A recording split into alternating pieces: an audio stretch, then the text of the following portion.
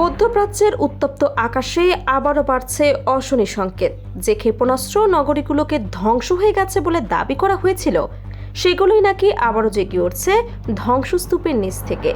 যে সামরিক শক্তিকে দুর্বল বলে ঘোষণা করা হয়েছিল, তারা এবার আকাশে উঠতে থাকা মার্কিন ড্রোন ভূপাতিত করার দাবি করছে।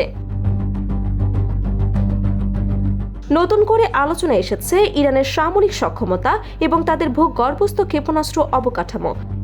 রাষ্ট্রীয় সংবাদ সংস্থা ইরনার বরাত দিয়ে ইরান জানিয়েছে, দেশটির জলসীমার ওপর দিয়ে উড়ে যাওয়া মার্কিন সামরিক বাহিনীর একটি MQ-1 প্রিডেটর সশস্ত্র ড্রোন ভূপাতিত করা হয়েছে।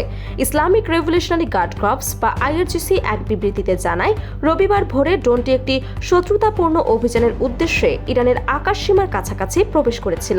তাদের দাবি, ড্রোনটি জলসীমা অতিক্রম করার পর উন্নত আকাশ প্রতিরক্ষা ক্ষেপণাস্ত্র ব্যবস্থার মাধ্যমে সেটিকে শনাক্ত করা হয়, পরে সফলভাবে ভূপাতিত করা হয়।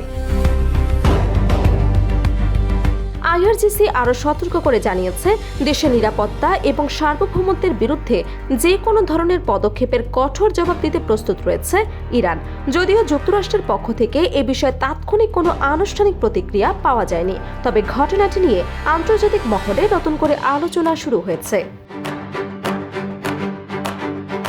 এদিকে মার্কিন সংবাদ মাধ্যম CNN এর এক প্রতিবেদনে বলা হয়েছে, সাম্প্রতিক স্যাটেলাইট চিত্র বিশ্লেষণ করে দেখা গেছে ইরান ধীরে ধীরে তাদের ক্ষতিগ্রস্ত ভূগর্ভস্থ ক্ষেপণাস্ত্র স্থাপনাগুলো পুনরায় সচল করার কাজে এগিয়ে নিচ্ছে। প্রতিবেদনে উল্লেখ করা হয়, সংঘাতের সময় ইসরায়েল এবং যুক্তরাষ্ট্রের যৌথ হামলায় এসব স্থাপনার প্রবেশ পথ ক্ষতিগ্রস্ত হয়েছিল এবং বহু উৎক্ষেপণ ব্যবস্থা অকার্যকর হয়ে পড়ে। সে সময় মার্কিন প্রেসিডেন্ট ডোনাল্ড ট্রাম্প দাবি করেছিলেন যে ইরানের ক্ষেপণাস্ত্র অবকাঠামো এবং অস্ত্র ভাণ্ডার প্রায় সম্পূর্ণ ধ্বংস হয়ে গেছে। তবে সাম্প্রতিক স্যাটেলাইট চিত্র সেই দাবিকে নতুন করে প্রশ্নের মুখে দাঁড় করিয়েছে বলে মনে করছেন বিশ্লেষকরা। CNN এর প্রতিবেদনে বলা হয়েছে, ক্ষতিগ্রস্ত স্থাপনাগুলোতে আবারও প্রবেশ পথ তৈরি করতে বুলডোজার, ড্রাম ট্র্যাক এবং ভারী নির্মাণাস্ত্র ব্যবহার করছে ইরান।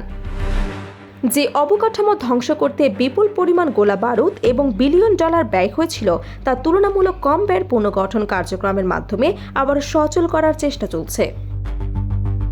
সামরিক পর্যবেক্ষকের মতে, আধুনিক যুদ্ধে কেবল হামলা নয়, দ্রুত পুনরুদ্ধার ক্ষমতাও একটি বড় কৌশলগত শক্তি, আর সেই জায়গাতেই ইরান নিজেদের সক্ষমতা প্রদর্শনের চেষ্টা করছে। অনেক বিশ্লেষক মনে করছেন, দীর্ঘদিনের নিষেধাজ্ঞা এবং চাপের মুখ থেকে তেহরান এমন একটি প্রতিরক্ষা কাঠামো গড়ে তুলেছে যা বড় ধরনের হামলার পরও দ্রুত পুনর্গঠিত হতে পারে। বিভিন্ন সূত্রের তথ্য অনুযায়ী, ইরানের কিছু ক্ষতিগ্রস্ত মিসাইল সিটি ড্রোন পরিচালনা কেন্দ্রের উল্লেখযোগ্য অংশ ইতোমধ্যে পুনরায় কার্যকর করা হয়েছে। যদিও এই তথ্য স্বাধীনভাবে যাচাই করা সম্ভব হয়নি, তবুও বিষয়টি আঞ্চলিক নিরাপত্তা বিশ্লেষকদের নজর কেড়েছে।